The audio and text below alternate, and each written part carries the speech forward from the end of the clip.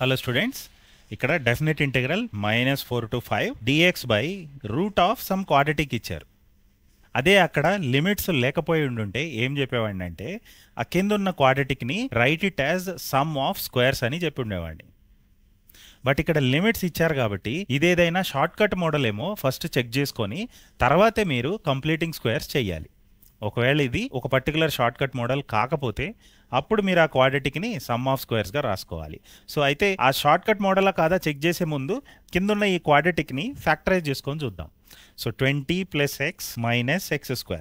So -4 to 5 dx by ఈ కిందున్న క్వాడ్రటిక్ని squares complete చేయకుండా ఫ్యాక్టరైజ్ చేసుకుంటే 20 ఇంకా x ఉంది. సో ఎలా మేనేజ్ చేయొచ్చు అంటే 20 ఈజ్ 4 × 5. సో ఈ 5 4ని వాడి xని ఎలా రాయొచ్చు అంటే 5x - 4x - x². సో ఇప్పుడు ఇది ఏమవుతుందంటే -4 to 5 dx by root of 5 common తీయొచ్చు. ఫస్ట్ రెండు టర్మ్స్లో 5 కామన్ తీయొచ్చు. 5 × 4 + x. నెక్స్ట్ రెండు టర్మ్స్లో -x కామన్ తీయొచ్చు. -x 4 + x అంటే రూట్ లోపల ఉన్న క్వాడ్రటిక్ని బేసికల్గా ఫ్యాక్టరైజ్ చేయొచ్చు. సో అలా ఫ్యాక్టరైజ్ చేసిన తర్వాత మనకి క్లిక్ అవుతుంది ఏ షార్ట్ కట్ వాడాలో. dx by root of 5 - x into 4 + x. 4 + x common తీస్తే ఇక్కడ 5 - x మిగులుతుంది. సో ఇప్పుడు ఇది చూడటానికి ఎలా ఉందంటే ఇలా ఉంది. Integral a to b dx by root of x - a into b - x. ఇలా ఉంటే ఆ ఇంటిగ్రల్ పై అయిపోతుంది.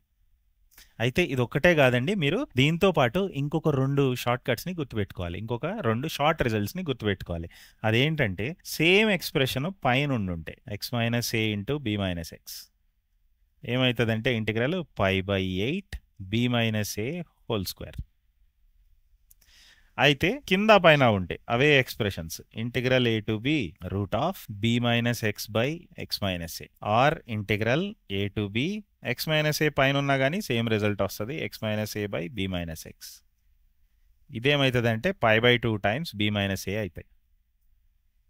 సో ఈ మూడు కలిపి గుర్తుకు పెట్టుకుంటే మీకు క్లియర్గా ఉంటుంది ఏ షార్ట్ కట్ అప్లై చేయాలో కన్ఫ్యూజన్ లేకుండా. ఎందుకంటే ఈ మూడిట్లో ఏదైనా ఇవ్వచ్చు.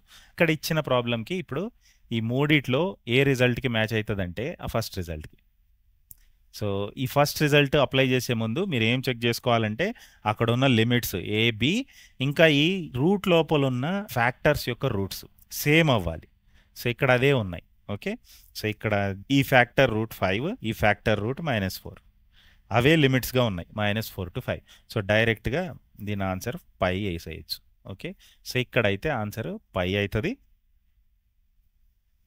అయితే మీరు జాగ్రత్తగా గుర్తుపెట్టుకోవాలండి, యాక్యురేట్గా గుర్తుపెట్టుకోవాలి. ఎందుకంటే ఈ రిజల్ట్స్ని మీరు మిస్ మ్యాచ్ చేస్తే మిగిలిన ఆన్సర్స్ కూడా అక్కడ ఉన్నాయి.